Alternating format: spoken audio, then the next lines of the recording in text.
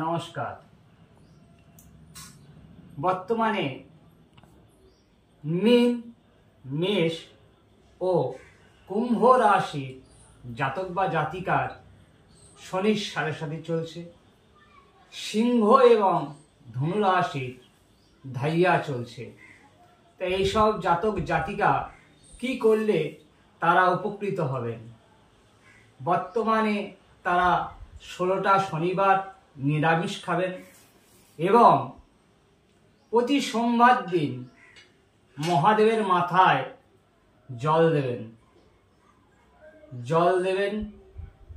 গঙ্গা জল হোক, দুধ গঙ্গা জল হোক, এবং ফুল, বেলপাতা, 3টি করে বেলপাতা দেবেন এবং চন্দন দেবেন। অবশ্যই